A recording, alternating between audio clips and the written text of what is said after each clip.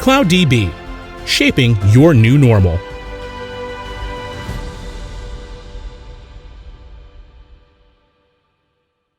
Welcome everyone to the 2021 APEC Groundbreakers Virtual Tour by Apaco UC. This year our event will be the biggest one ever done with 144 sessions, including normal sessions, workshops, and hands-on labs from 100 different speakers over 17 days. Also, it will cover sessions in 4 different languages. Please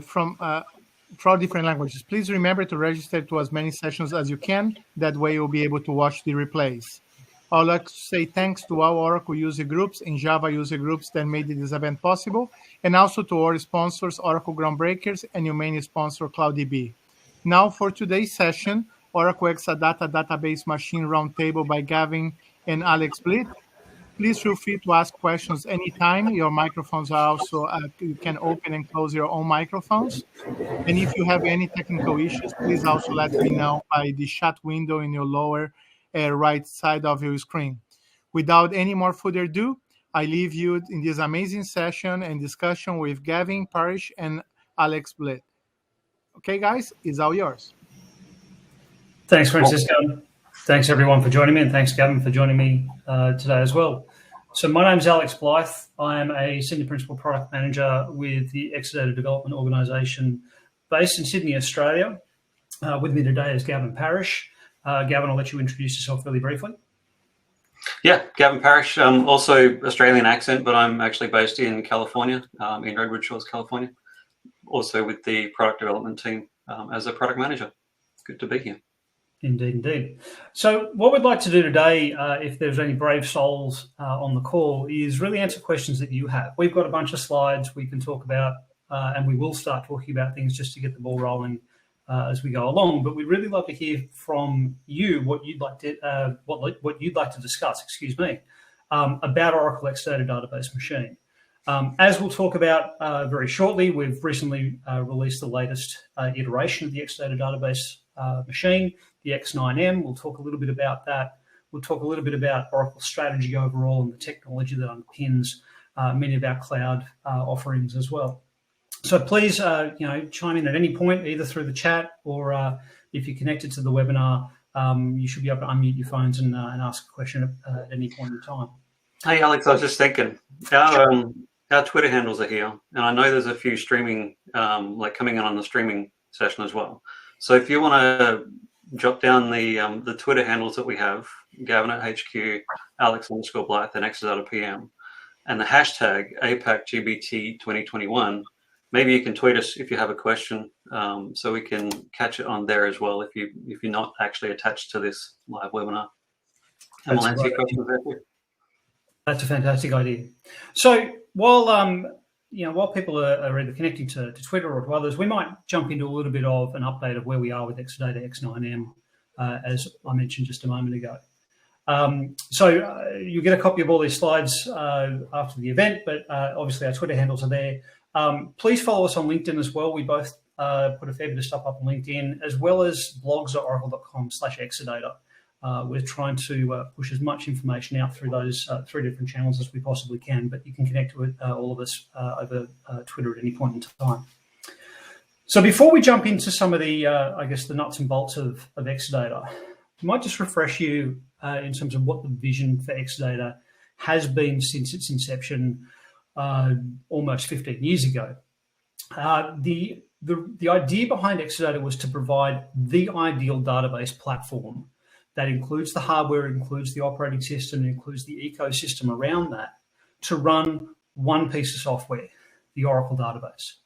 Its job in life is to do exactly that, and to do it like no other hardware platform. And we'll talk a little bit about how it's not just a hardware platform by itself, but a hardware platform that does that one job superbly well and better than any other platform on the planet. To do that, we had to also bring along database-aware system software. So hopefully many of you are familiar with the overall architecture of Exadata. We'll talk a little bit about that as we go along, but it is a combination of database servers, storage servers, which also includes CPU, memory, and all of the storage mechanisms for the Oracle database. as well as a high-speed, low-latency ideal network. So having database processing happening on the storage servers was vital to that idea of providing an ideal database hardware platform and to provide that ecosystem to allow Oracle Database to run, again, as no other platform is able to run on the planet. The other part of this vision was really around manageability and reducing the amount of overhead that database administrators, database machine administrators had to do. And if you've been using Oracle Exadata over the last 12 to 15 years, you'll have seen with every single release, not just of the hardware, but of that database-aware system software, more and more automation being brought into the overall ecosystem, the overall platform. Meaning that not to take anything away from people's expertise, but why do that, that mundane work when we can do that automatically for you, enabling you to do more work, more interesting work in the domains that you specialize in and for the organizations that you're working for. The other part of this, and we'll talk about this as we go along in a little bit more detail, Exadata is Oracle's strategy for running Oracle Database. It's available not just on premises, as hopefully everyone on the call is already familiar with, but it's also available as cloud offerings, both the Oracle Cloud at Customer offering and Oracle Cloud as a true public cloud offering, the Exadata Cloud Service offering. It's also the platform that underpins the autonomous database, whether that's autonomous dedicated, autonomous shared, ATP, AEW, it's all running on Exadata underneath the covers. So hopefully you'll realize at this point that Exadata is truly strategic for Oracle moving forward in our data management strategy. Gavin, I'll just pause there to see if you want to add anything to that quickly. No, I mean, well, Exadata, yeah, it's the platform of choice for our whole cloud, really. You talk about not just autonomous database, but all of our SaaS applications. If you look at any of our big deployments of SaaS apps in OCI in our cloud infrastructure, it's all running on Exadata under the covers. Indeed, it is. So without going into a great deal more marketing guff, we might jump into some of the technology. And for those that aren't familiar with the architecture, we're going to spend a little bit of time just talking about why Exadata is built the way that it is. And really what it comes down to is this idea of breaking apart what was the traditional database architecture. A very big server connected to some sort of storage, usually a SAN, having some sort of network connectivity that, oftentimes is something like Fibre Channel. And then have, you as the administrator or the system administrator or a combination of database admin and system admin, hopefully with the help of network administrators, would have to bring all of this together to somehow service Oracle Database. And then if you take that one step further, having to introduce new technologies like Flash. I know Flash is not necessarily a new technology these days, but when Flash was, the latest and greatest thing, integrating that into the architecture then becomes an interesting challenge because you have to work out how best to bring that into your bespoke, unique environment to be able to make the most of that. And as we'll see a little later on, that's not necessarily always easy. Oracle took, we took a different direction with the advent of Exadata. We said, let's stop this whole having to get customers to build their own infrastructure, their own environment. Let's break this paradigm, for lack of a better phrase, and build a platform, again, that is uniquely designed to run Oracle Exadata. Let's take the database components. Let's take storage, make that smart. As I said before, there's smart software running on these. So we've got a modular storage platform that includes CPU, it includes memory, it has an operating system, it's able to execute code and connect all of that together with a really fast network. By having this combination, it allows us to introduce features like Flash. And instead of them being bottlenecked by network, it allows us to operate on that Flash effectively at local speeds and return just results back to the database servers instead. We'll talk about persistent memory a little bit as well. It's a similar kind of story there. Instead of bucketing this new fantastic technology into just a database server that is then no longer accessible to any other part of the architecture, we've moved that into, or put that into the storage servers, so it effectively becomes a high-speed shared memory resource across the entire platform. Key to this idea of making the storage intelligent was not just a high-speed network, but also a way of interfacing with the components on any end of the network at effectively memory speed. So one of the core features of Oracle Exadata is this remote direct memory access feature. And this is standard computing technology when it comes down to it, but it's something that has to be built into not just the hardware, but it has to be something the application, and in this case, the application is Oracle Database, has to be aware of to be able to make use of. It's no good having memory in different servers unless the application knows how to access and how to manipulate that memory on the other end. So a really basic definition, as you see on the slide there, is RDMA is accessing one computer accessing data from another computer's memory without OS and CPU involvement. Now, that's a really crucial definition. And as we'll see in a couple of slides when we start talking about persistent memory, it enables us to get to some of the incredible speeds that we talk about.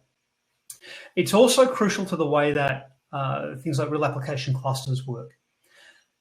Anyone that's used real application clusters or RAC in the past knows that we move a lot of data between database nodes, not just reading and writing storage information, but moving data between RAC instances at the same time.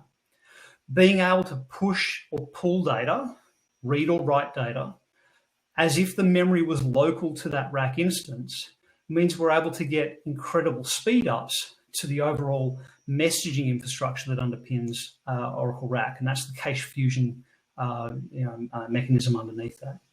So replacing traditional messaging that has to interface with CPU and network and create and destroy sockets and all those kind of things, and able to write directly to the write blocks directly to the wire for transfer across to other RAC nodes. It means we can get potentially up to 3 times faster inter-node communication, just as an example. The other thing that RDMA is crucial for is persistent memory, and we'll talk about this in a bit of detail in a second. But it also enables us, or to enable the use of RDMA, we also need to make sure that we have a high-speed, low-latency network. And in the original instance or instantiation of Exadata, many of you will be familiar with the InfiniBand network. Now, that was a fantastic network. InfiniBand is a very solid network, and it was the only network really available to us at inception time that was high speed, low latency, high bandwidth. As you can see on the slide there, was running at 40 gigabits per second, and had features such as RDMA, as well as zero packet loss messaging. Now, in a database environment where you are relying on packets or messages being moved around, you don't want to lose packets. So having all of these attributes together means that we have the most robust networking infrastructure to go along with what is being run on this platform. And that's oftentimes a mission-critical application running on top of Oracle Database.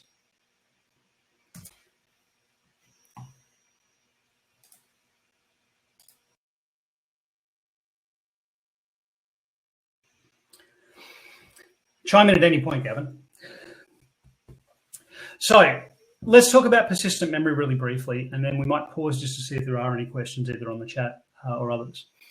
Persistent memory is a new technology that's been introduced in the X8M iteration of Exadata back in 2019, late 2019. Earlier this year, around the September timeframe, we introduced the X9M iteration or the next generation of the Exadata platform, also including this persistent memory technology. Now, persistent memory is exactly what the name implies. It's memory that has persistent attributes, meaning if the power goes off on that memory DIMM or on that server, the data that's stored within that is persistent. It's durable. So we're able to start looking at new ways of using memory because we now have this durable memory component inside the architecture. Now, I mentioned before that we put this inside the storage server. You often think that memory would go in the database server, and oftentimes it does. Always it does. You need memory for SGA and so on and so forth. But persistent memory is very much like flash in an Exadata platform. It's much better if it's a shared resource, a pooled resource, if you will, across the entire Exadata storage fleet, enabling all of the databases that are interfacing with that storage to take advantage of that. Now, using RDMA, Remote Direct Memory Access, and that high-speed RDMA over Converged Ethernet network that we've switched to in the X8M and X9M iterations, we're able to achieve some pretty staggering numbers. You can see there, just comparing ourselves to X8M, we're now at 27.6 million IOPS, read IOPS per second. That's a staggering 70% improvement over that generation. And that's just one generation of hardware and the software that goes along with that.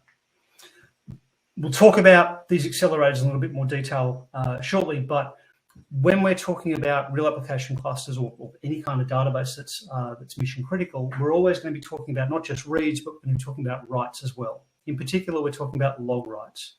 So a transaction comes in, a commit is issued. We want that to complete as quickly as we possibly can so that we're able to do more work faster. And the persistent memory is also used as a write cache.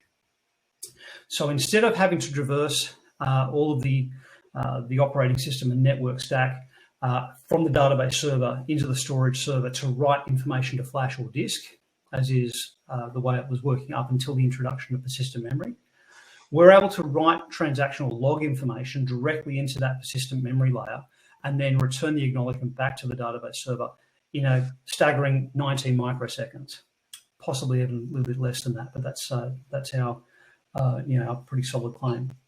What this means is it allows us to do more work faster on that platform, but also have all of the guarantee that log information is durable and therefore the data is recoverable.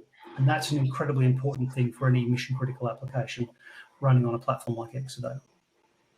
As I said, it's tiered and cached across all of these storage servers, and the Oracle system software, Exadata system software, is automatically tiering data from disk into flash, into persistent memory, and back again as the workload fluctuates. So you don't have to do it. This is one of those automated features that is moving data between those three tiers on a regular basis to make sure the platform is getting the most, is providing the most performance for the application's workload that's coming into it. And as I said, the commit accelerator it allows us to do those log writes a staggering 8 times faster. It allows us to write that information directly to memory in the storage servers, so that we are able to do more work faster. The little misspeak I had back there before was the latency, obviously, between the database server and the persistent memory is 19 microseconds. So we're able to read a lot faster, but we're also able to write up to 8 times faster as well by using that same mechanism. So I might just pause there and see, Gavin, if you've seen anything on the chat or on Twitter, or if you want to make any comments on what I've just said. Yeah, I haven't seen any questions. I think you can unmute yourself if you want to jump on. So I'll give you like 5 seconds to jump on.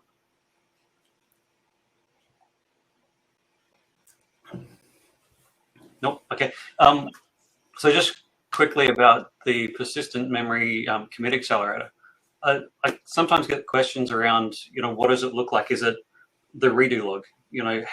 How much space does it use up? Because if you're putting the redo log in there, it's quite a bit of space, and we've only got 1.5 terabytes of persistent memory per storage server. But so what it is, and if you think of the way that the redo log happens, you've got that instantaneous hit from the database server. So they are sending in the information. It's basically just the slice, the very thin slice of the redo log that is being captured by persistent memory. So the actual redo log itself is still sitting in storage, it's still sitting on flash and wherever it's sitting back there. But it's that first hit that is the most latent sensitive kind of operation. So we only take a very thin slice and basically just the header of the redo log. So it's captured, the database server knows that it can carry on, so it doesn't need to wait for an acknowledgement. It stores up a few of those redo log appliers, and then kind of throws it over the fence to the flash cache and actually flushes it asynchronously down to the storage server. So it's just that very first hit that is the most latent sensitive operation. That's the bit that persistent memory is capturing. So we only have 1.5 terabytes of persistent memory per storage server, but that 1.5 terabytes you're using, I think, Alex, you can maybe correct me, but I think it's like 1 or 2% of that persistent memory is being used for the commit accelerator. That's how small a slice that we actually need for as many databases as we have on top, because it's that very first hit, and we're trying to get the information out as quick as possible. So just a little thing on that, the PMEM commit accelerator. Yeah, so it's the reader vectors that are being persisted really rapidly, and I think it's about 5%. But this is a really good example of one of those automated features that you don't have to create the persistent memory data accelerator or the commit accelerator.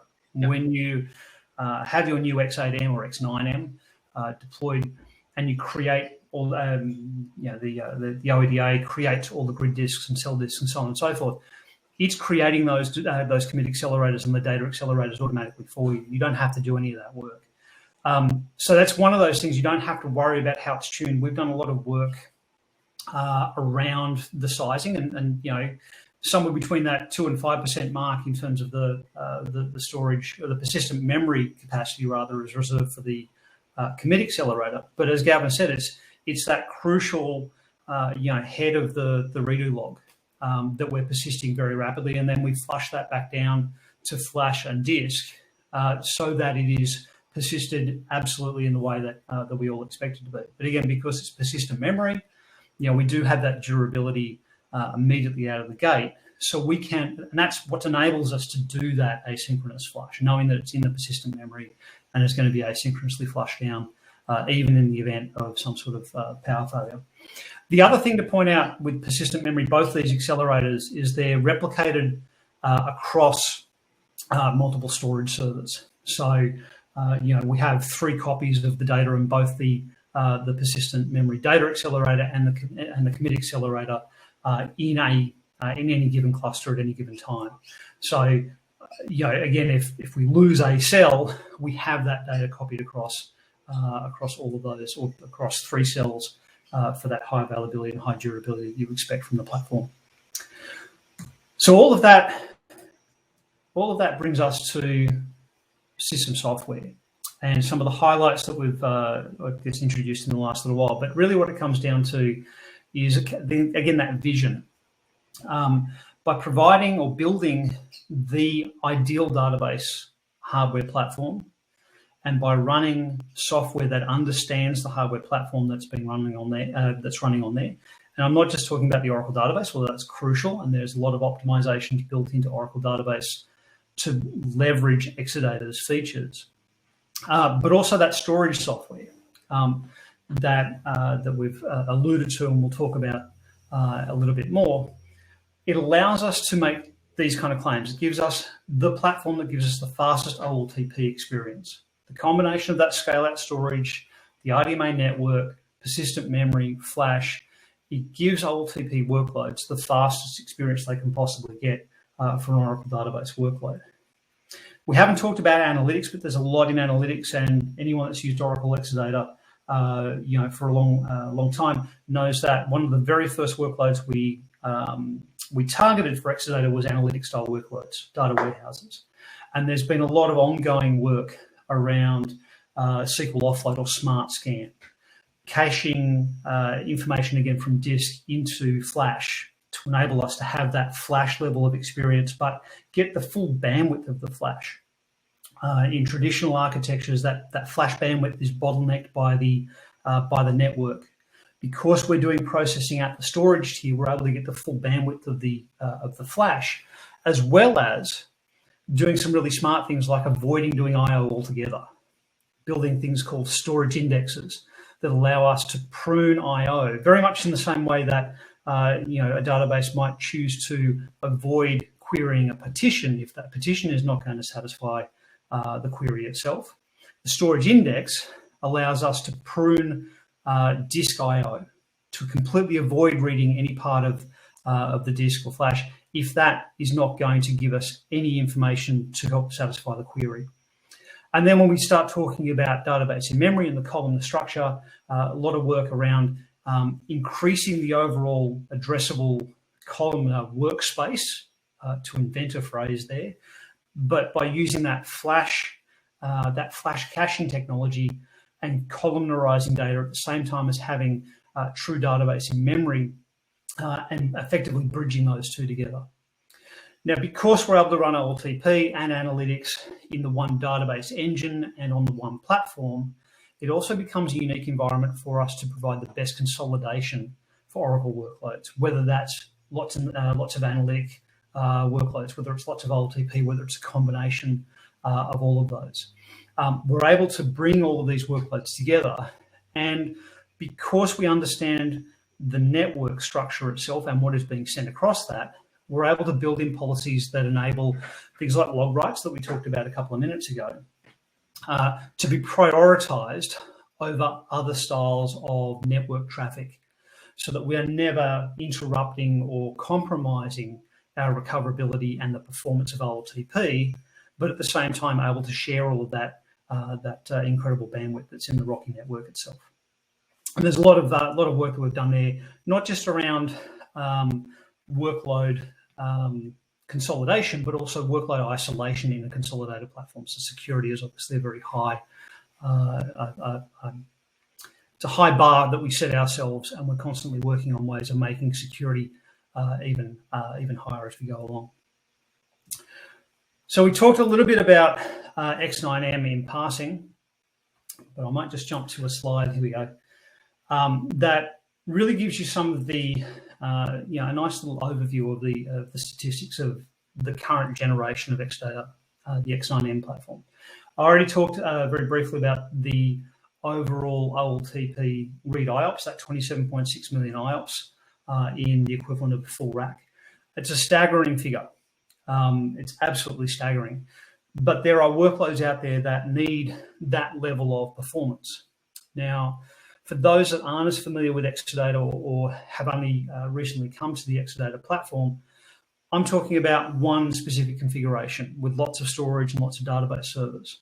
But it does also, it's a modular system. It's the best way of putting it.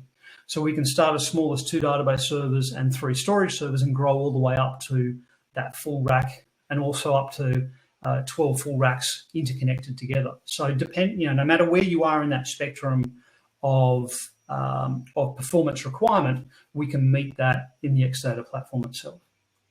Because all of that storage is shared, you get the benefit of all of that storage and flash and persistent memory as a pooled resource. You can kind of push and pull it between different workloads. You can prioritize how much analytics workloads get from an I/O perspective during the day versus your OLTP. You want to favor OLTP versus analytics. And you can then change that overnight so that analytics gets a higher amount of that bandwidth, and OLTP maybe, because it's not not as heavily active, can be scaled down a little bit. So you have that push and pull mechanism.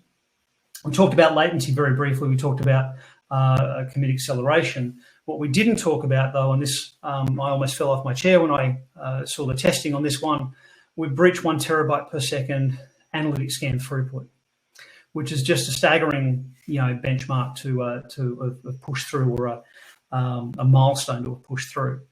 Gavin, remind me, what was the stat for X8M? I know 87% faster is a great figure, but it's 560. Correct, 560. Yeah. So in one generation, you can see that we've jumped from 560 gigabytes per second to a staggering 1 terabyte. And I don't know anyone that's running a data warehouse who doesn't want to scan more data faster and get results faster. Gavin, correct me if you know someone that wants a slower data warehouse, let me know. But I haven't. It's high on the list. No, it's ridiculous that people would want slower. So, getting a terabyte of analytics scan throughout is incredible. People may I've had this question a few times. I don't know if you've had it, Alex, but why do we compare ourselves to ourselves? If you have a look at these stats, we are 70% faster than our previous generation. we have, our scan throughput is 87% faster than our previous generation. It's because we don't have competitors in this space. You look at hardware vendors, they're after the generic kind of capture as many different workloads as they can and don't do any of them that well, to be honest. This is a database platform. As Alex mentioned, it is dedicated to the running of the Oracle database, because we run the Oracle database for the biggest enterprises in the world, and we run mission critical Oracle databases for the biggest companies in the world. So it's the reason we have no competitors is because we're the only ones that can do this. Exactly right. Exactly right. So let's just jump into the hardware a little bit, and then I think we're going to change tack and we're going to talk about some of the software improvements that have come along in the 21.2 release. For those that are interested in the hardware specs, here are the changes that we've made in the X9M generation. As you would expect, we picked up the latest Intel CPUs. We've gone to 32 cores. Really interesting and importantly, it's worthwhile pointing out the next couple of features because the CPU is a CPU to a certain extent, but we've got lots more of them, so we can do more work. What's really interesting in my mind is coming back to that consolidation idea that I talked about very briefly before. Out of the box or out of the factory, we're able to provision database X9M database machines with either half a terabyte, a full terabyte, or 2 terabytes of RAM. Now, why is that important? When we talked about consolidation, what I didn't talk about was virtualization. And that's one of the mechanisms that we use to provide workload isolation, allows you to run finance and HR on the same physical infrastructure, while not necessarily being in the same VM cluster and in the same database cluster, so that you can have different groups of resources managing those different databases, those different workloads. It also enables you to have different types of workload for the same application potentially on one platform as well. So I might have my e-business suite disaster recovery, as well as maybe a pre-production and a system integration test and a development environment, all on the same infrastructure, but all in different virtual machine clusters. And because we're talking about things like e-business suite or Siebel or SAP or name a workload, I haven't come across something that doesn't want more memory. Having these factory options enables you to bring more workload onto the platform. So you've got more CPU, which is somewhat of a given, but it also gives you more memory and enables you to bring more workload onto the platform. The other thing to bring to bear in terms of this is we've switched the local disks in the database servers to NVMe devices. So they're now much faster, which is beneficial when we talk about virtualized platforms, because they do have local copies of an operating system running in that virtual environment. So now we have much faster local devices able to service those virtual machines, which means we don't have any of the contention that you might have experienced in the past if you went to a very high level of virtualization in previous generations. Gavin, I don't know if there's anything else you want to talk about in terms of network connectivity there. I'll leave that one to you if you do. Yeah, well, it's something that we get feedback. We love talking to customers and we like getting feedback because the product itself is a community-driven product. We know the Oracle database, we know exactly what it needs, we know the hardware, and we know what we want to do with it and how we can enhance it. But we have customers that have specific requirements. So every now and again, a customer will say, hey, it'd be good if we could do this. And so we look at it and we take it in and we talk with engineering and development. And if we can do it, then we do it. And one of the things is that has come out, especially actually in the APAC region, is around a little more flexibility in terms of networking. So if you have a look at the back of a database server of the X9M Exadata, you'll notice that our RoCE network, our internal fabric that Alex was just talking about, we've moved that from one of the PCI slots. So in the back of the database server, there's 3 PCI slots that you can see and a few that you can't see. we've moved the RoCE networking card onto the motherboard, onto a mezzanine card on the motherboard. And that actually frees up the PCIe slots in the back of the database server. So it means that you can now be more flexible. You now get 3 different cards that you can add into that database server, whether you've got RJ45 for your backup networks or your disaster recovery, 25 gig for your client facing, whatever it is. Just actually about 3 or 4 weeks after we announced X9M, we announced a 100 gig networking card for the Exadata X9M. So now you can do 10, 25, and 100 gig speeds from the Exadata X9M, and giving you that greater flexibility from that database server is just something that, from feedback from customers, and especially customers in the Asia Pacific region, we've been able to add additional flexibility. So it's really good to hear, and it's great to get feedback from you. This is one of the reasons for a session like this, is hopefully to get information back from you, so we can take it back to engineering, and we can look at kind of enhancements that we can do to help you run the Oracle database better.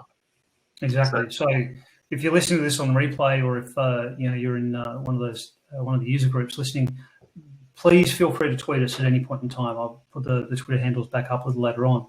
If there is something missing from the platform that you need us to know about, please let us know. We can't promise things, but we can certainly take feedback on and take it back to engineering and see where it comes out in the wash. But that's a really good example of exactly that that kind of scenario.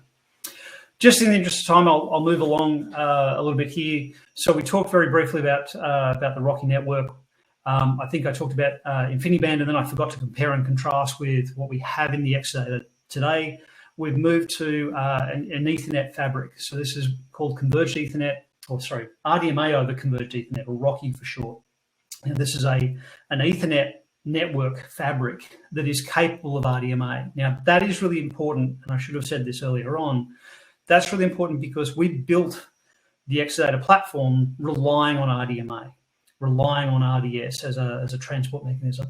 So having an Ethernet fabric that was compatible with that was vital for us as well. So we didn't have to go and make changes to the Oracle database to enable all of the features that we've been building over the previous 12 years by the time we introduced X8M.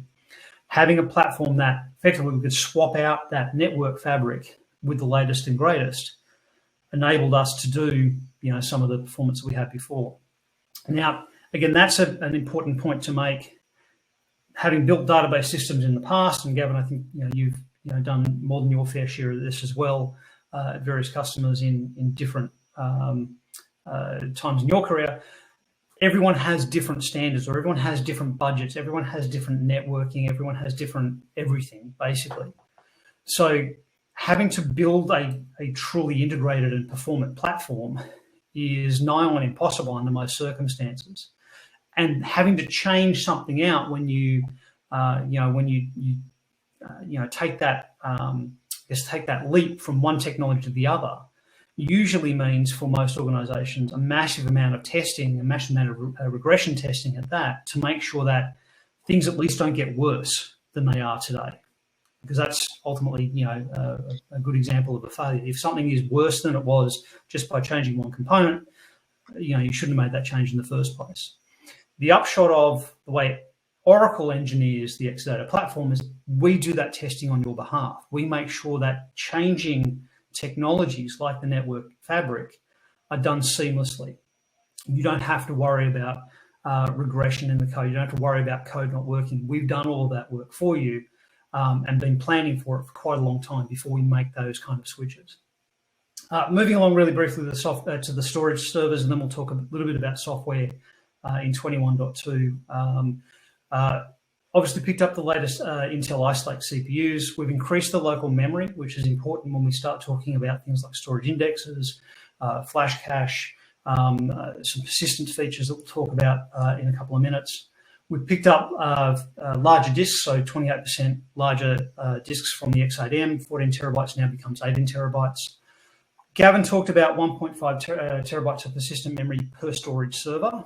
And that's absolutely true. What's changed in the X9M generations, we picked up the Series 200 persistent memory DIMMs from Intel. The original, or the X8M had the Series 100. And importantly now, across all three tiers, the database server, the RoCE network fabric, and the storage servers, that RoCE fabric is all running on PCIe Gen 4, which is a massive uplift in terms of the overall performance and throughput of the platform. So just to bring you up to speed on all of those things. Now, again, in the interest of time, we'll move on to software just because we are getting late in the session. And it's not just all about hardware. We're also talking about running an application, Oracle database, and it has to interface with something that's more than just the hardware to get some of those phenomenal improvements that we talked about. So on Exadata, there is this platform or this software ecosystem, the Exadata System software, and it is responsible for interfacing with the Oracle database and doing a lot of that automation and caching that we talked about in earlier slides at the storage tier. And with every release we do, we bring lots of features to bear, and we'll talk about a few of those. But just to give you a couple of quick hits in terms of what came along with the X8M release, or since the X8M release up until X9M, one of this slide has a little bit of an overview of some of those. Couple of really key points to point out, things like Smart Flash log write back. Gavin, I don't know if you want to do a little riff on that just while I clear my throat really briefly. Sorry. I was actually responding to a tweet at the time. Smart Flash log write back, yeah. Sorry to put you on the spot. No, that's all right. Sorry, you're back, aren't you? So I'll pick it up. So what I was going to say here before I needed to take a brief pause. So again, coming back to that idea of redo logs being, or redo information being crucial to performance in a database environment, an Oracle database environment. The Smart Flash log write back allows us to cache those log writes into the flash cache and then persist that down to storage. Now, this is a layer below the persistent memory commit accelerator. So in X8 and earlier, we're able to write that information very quickly to the flash cache and then flush it down into flash proper and down into disk so that we're persisting that. So it's not quite as fast as that the data commit accelerator, but it's a similar process that allows us to improve the overall throughput of an application or a database platform by making more and smarter decisions about how we persist information like redo logs that are so latency important. Now, if you're running on X8M and higher, the persistent memory commit accelerator sits above this. So it's not a replacement for this mechanism. It becomes another tier above this and becomes a much faster response because of that. The other thing I was going to point out on this, and this comes back to consolidation as well as security. So Exadata Security, Secure RDMA Fabric Isolation for RoCE, to use its full name, is a way of bringing very critical workloads together on the same infrastructure, but ensuring that clusters, and again, I use HR and finance as an example. The cluster, the administrators and the users of that HR environment should not be able to see anything else on the database machine. They shouldn't be able to see finance. They shouldn't be able to see, the order entry system, the online trading platform, whatever it happens to be. Secure RDMA Fabric ensures that these virtual machine clusters can be co-located on the same platform, but not see each other over any internal networks. To get from one to the other, you have to go back out and come back in, and all of the usual security mechanisms at that point apply as well. So it's a really solid way of bringing all of these mission critical and highly secure environments together on the same platform. So moving along, again, just in the interest of time, some key features we brought to bear with the X9M release, of the 21.2 release of the Exadata System software. So we've done a lot of work around Smart Scan or SQL Offload. We'll talk about that in a minute. Faster decryption and encryption algorithms again along with that, to go along with that. Some really key features around performance restoration for planned and unplanned maintenance, and this is storage index and column and cache persistence. We're always working on smarter management. We're always doing work on algorithms and automation as well. So we'll talk about those a little bit as we go along. The big obvious thing that comes along in 21.2, and maybe this is a bit of a no-brainer, is the software supports the X9M generation of hardware. I won't belabor this slide any more than that. Bit of a no-brainer now that I think about it out loud. So, but just be aware, X9M does require 21.2 and higher software. But hopefully you would have expected something like that. When we get to things like Smart Scan or storage, or SQL Offload, we've done a lot of work around optimizing how metadata, in particular with parallel queries, is sent and used by the storage servers. So when a Smart Scan is initiated by the Exadata platform, so it receives a large analytic workload, it crafts an IDD message at the database server and sends that down to the storage servers. And if that query is parallelizable, that query is then scattered out through multiple storage servers at the same time. Up until 21.2, each of those parallel threads had a full copy of all of the metadata that went along with that parallel query and that parallel Smart Scan request. In 21.2, we've streamlined that by sharing the metadata of the query or the parallel query, parallel Smart Scan, so that we can reduce the overall memory.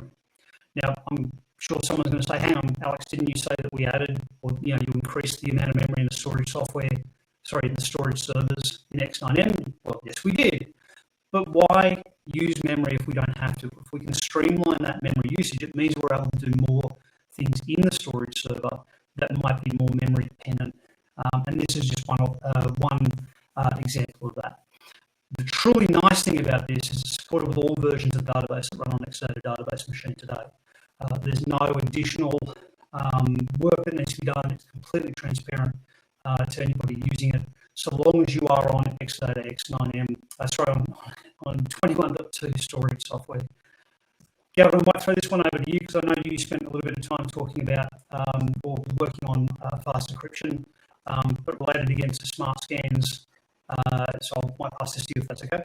Yeah. So it's easiest described with the diagram. If you have a look at the before and after, it's kind of self-explanatory there. But basically, when you're doing Smart Scans on encrypted data, it requires decrypting it to be able to do that Smart Scan. And previously, the data would be transferred to an I/O buffer. That buffer would then be decrypted into a temporary buffer.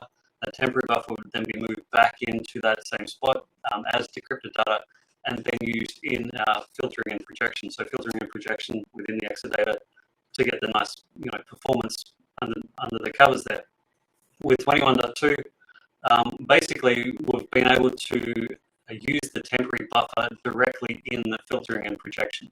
So if you have a look at the bit at the bottom, you've got your transfer to I/O buffer, then your decryption, and that is directly used in the filtering and projection. Whenever you can not do I/O, you get performance increases. And so with X9M and the particular hardware features that come in with X9M, we're getting up to 2.4 faster decryption. This is actually, because it's part of the Exadata software, it works with older generations of hardware and all the different versions of Oracle database. So, with the previous generations, obviously you won't get the same performance as the X9M with the hardware sitting in there, but you're still getting, I've forgotten some of the numbers, but you're still getting some decent performance increases in the older generations of Exadata. Yeah, I think about 1.4 times faster for that decryption phase is my recollection on that. So one of the examples, or an ongoing example of an investment in Exadata is we're continuing to invest in not just the hardware platform, but we're investing in platforms that have already been sold. Constantly looking at ways of improving every generation out there that's running Oracle database, not just the latest and greatest. Unless it's hardware dependent, and this one has a hardware requirement to get to that 2.4 times. But even some of the optimizations are beneficial even without that latest hardware. And this is a good example of that. So I mentioned a return to service improvement a couple of minutes ago. There's two features we introduced in 21.2 around persistence of storage indexes, as this slide obviously says, but also the columnar cache of using the database in memory columnar feature and expanding that out on the flash storage. Now, these two features are all about making sure that when you do planned or unplanned maintenance, that the return to service levels is as quick as possible. So these are, if you have data warehouse workloads, or if you have in-memory workloads, these are very specific features to enable you to do that planned maintenance without potentially worrying about my storage index is going to be rebuilt fast enough. I'm going to have any issues with queries performing in a slightly unexpected way because some of these structures that storage indexes do I/O pruning. If those structures aren't ready, am I going to get the same level of service? Well, persistent storage indexes, persistent columnar cache are a way of avoiding that altogether. They do exactly what the feature intends. Takes a copy of the storage index from memory and copies it down onto the M2 device or the NVMe flash, in the case of the X9Ms, so that we can return that to memory on restart of either the server or of the cell server process itself, so that if you are doing patching or if you have an unexpected downtime, servers crash for some unforeseen reason, the return to performance is effectively instantaneous. It becomes part of that bootstrapping mechanism for either the software or the whole server itself. And the flash cache, persistent columnar flash cache, is exactly the same. Now, because we're using flash already, the columnar structure is in the flash. What this feature is doing is persisting the metadata that describes that columnar flash cache allocation. So we don't have to worry about persisting the columnar data itself. It's already there in flash, but we do need to persist the way to describe that, and that's what this feature is doing. Now, again, this is particular or specifically useful if you're doing database in memory and you're using the in-memory column store to flash on storage servers extension, so that you can get the best performance out of that, again, for both planned and unplanned downtime.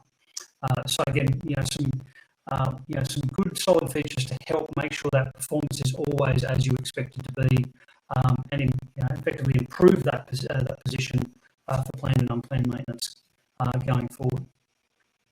We've made some improvements to ACFS, and it now in 21.2 is cached by the flash cache for almost all operations.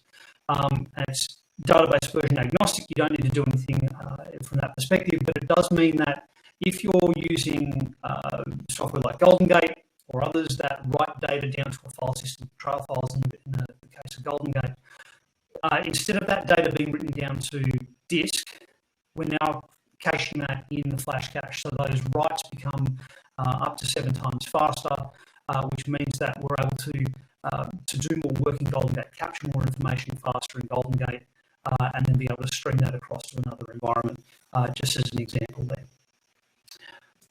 And finally, a new IRM plan has been introduced. This is the cluster plan.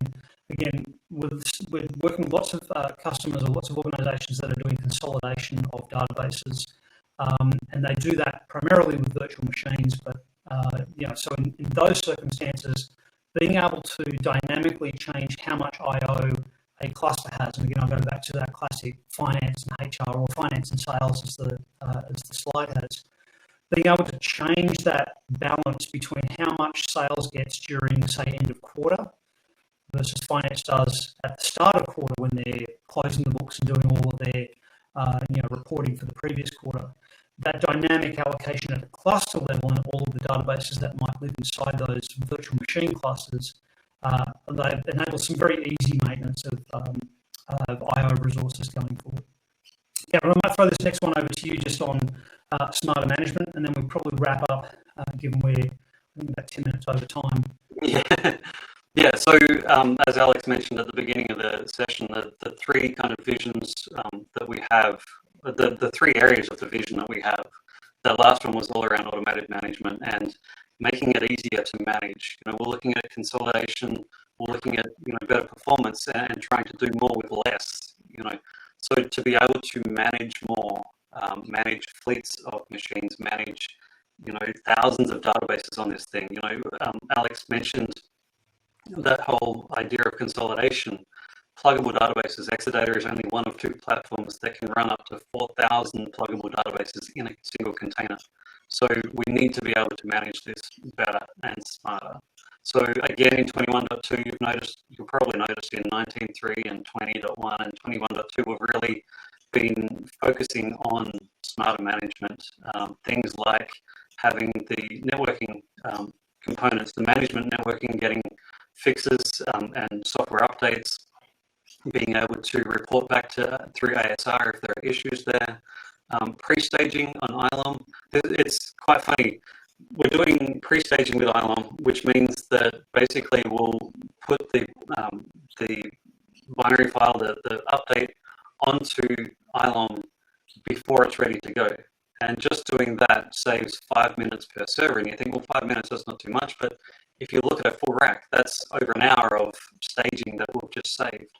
Any savings in time that we have means that you're back up and running and you're running at peak performance quicker, therefore it's better. So all of these kind of really push that idea of smarter management. And this last one, enhanced database, I know I've got like 2 seconds, enhanced database server loading. Basically, we were noticing in our own kind of helping customers diagnose issues, we were having to go to multiple places to find the matching alert logs and really trying to sync things up. And we're like, well, why not just consolidate that for you? So we're able to basically consolidate database and grid infrastructure incidents into DBM CLI and be able to see in the timeline what's going on in the upper stack. And that's one of the benefits of running on Exadata. We are running specifically for the Oracle database. So if something happens in your Oracle database, we want to know about it. And we want to be able to get that incident reported and analyzed and root caused much quicker as part of this idea of smarter management. Yeah. Good examples, exactly what you were just saying. Every iteration of the software, we are looking at ways of making administrators' lives easier. How do we help get people to root cause faster by correlating all of that? I mean, it's a really good example of that paradigm. One last thing before we do summarise and wrap up. I kept mentioning virtualization, and I mentioned early on that the database service can now ship out of the factory with 2 terabytes of memory. You can upgrade to 2 terabytes of memory later on down the track if you'd like as well. But this is something that's come up a few times. I just wanted to point this red number out down the bottom. I won't go into the rest of the platform, apart to say that we've moved to KVM away from Zen and OVM in previous generations. But because we've moved to KVM, we're now able to make use of all of that memory that database servers are able to ship with or be upgraded to. And again, that helps us consolidate more workloads onto less infrastructure overall. So if you have lots of databases and lots of database environments, looking at Exadata X9M and up to 2 terabytes of RAM per database server, we're able to utilize almost all of that, a whopping 1.8 terabytes of that 2 terabytes per database server for virtual machine environments. A little bit of overhead, required for the hypervisor itself, but we are able to make use of all of that memory, which is something that again customers have been asking for quite a while. Give me machines that have lots more memory, allow me to bring more virtual machines on. The X8M, X9M platforms really are delivering on that. So I know we've gone a fair bit over time, so I'm just going to jump to this summary slide and really reiterate what we talked about before. Oracle Database or Oracle Exadata is the ideal database platform for running Oracle Database. It enables you to run any type of workload, whether it's OLTP analytics. Most applications in reality are mixed applications, mixed workload applications. But more importantly, it allows you to bring all of these together on the one platform and make use of all of these shared and pooled resources, disk, flash, persistent memory, over that high-speed, low-latency network, so that you can have the best database platform available on-premises or in the cloud. I mentioned very early on, and we didn't go into any detail about our cloud offerings, but Exadata is the platform that powers Exadata Cloud Customer, it powers Exadata Cloud Service, and it powers the Autonomous Database Platform. And as Gavin mentioned very early on as well, it powers all of our SaaS applications as well. So if you're using things like Fusion HCM or any of those fleet of products, you are using an Exadata underneath the covers without even realizing it. That's, we're all in on Exadata effectively is what it comes down to. So before I say thank you very much, more often than anyone probably really wants me to, I'm just going to say please get in touch. These slides will be available. Gavin and I are very approachable, nice Australian accents, so that makes things nice and easy.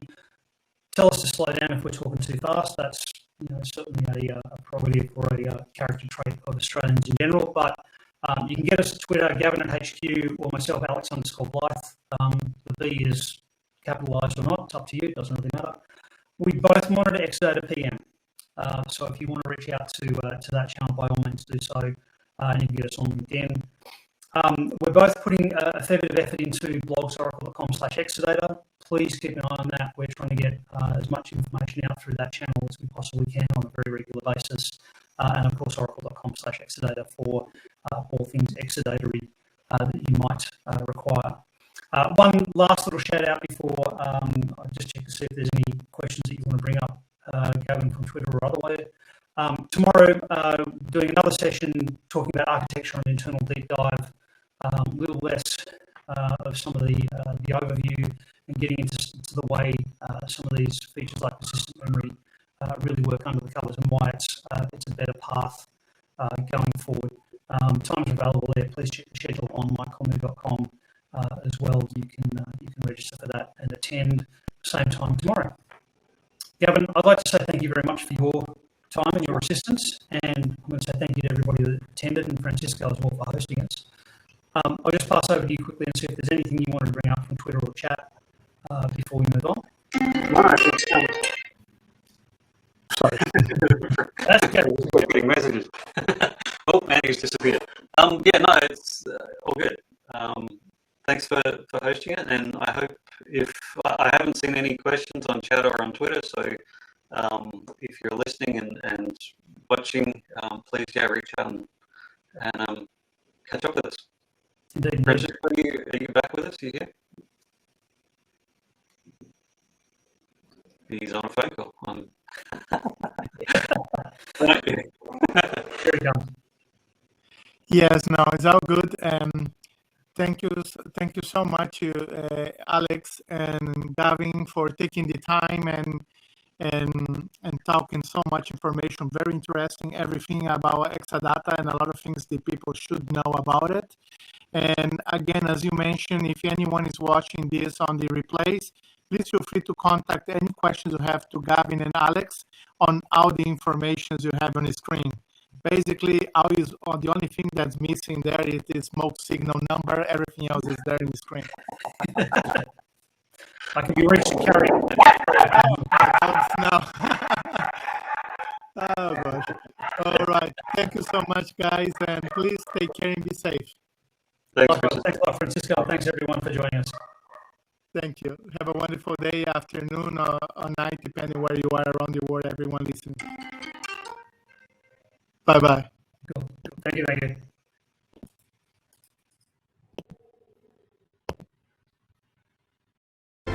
CloudDB, shaping your new normal.